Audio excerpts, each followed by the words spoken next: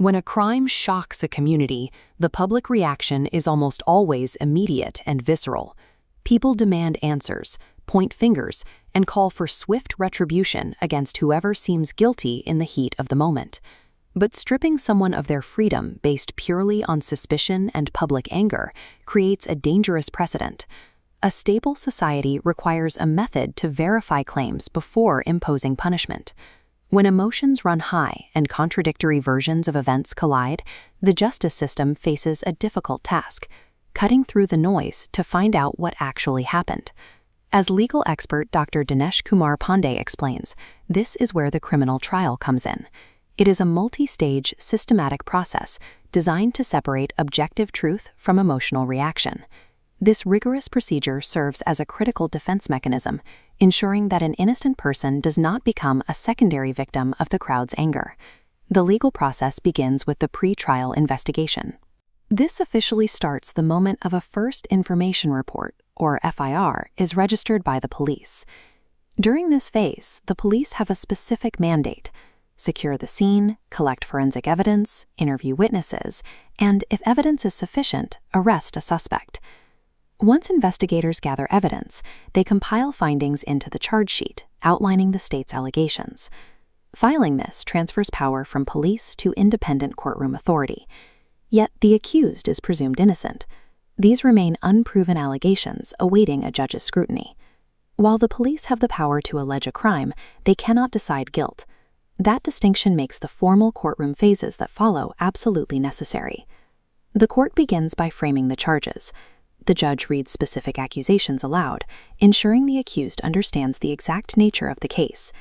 The accused must make a choice: plead guilty and accept charges, or plead not guilty to contest them in open court. A not guilty plea triggers the trial phase. This is the longest and most significant part of the legal journey. The prosecution leads the attack, presenting witnesses and forensics to build a case that the accused committed the crime beyond a reasonable doubt. Amidst this evidence, the law provides a unique safeguard: examining the accused under Section 313.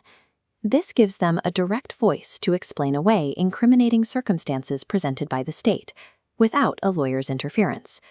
Following this, the defense presents its own evidence and calls its own witnesses to challenge the prosecution's narrative. This phase acts as an engineered collision between two opposing stories, designed to stress test the durability of every piece of evidence presented. The process moves toward the final stage: judgment and sentencing. Both sides deliver final arguments, summarizing their complete case to the judge. The judge weighs the evidence for a definitive ruling: an acquittal, clearing the accused, or a conviction. If convicted, the court holds a sentencing hearing to determine exact punishment based on the crime's severity. Throughout this final resolution, the verdict relies entirely on the weight of verified evidence, rather than public opinion or emotion.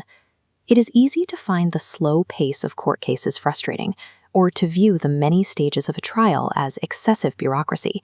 However, this deliberate structure acts as a truth filter. Each stage is designed to strain out falsehoods and rumors until only verified facts remain. This slow filtration is necessary to uphold a core principle of justice: it is better for a guilty person to go free than for an innocent person to have their life destroyed by a mistake. Dr. Pandey emphasizes that this systematic rigor protects individual liberties, shielding citizens from the impact of false accusations or government overreach. Ultimately, a criminal trial transforms raw accusations into verified justice, ensuring the rule of law prevails over the chaos of suspicion.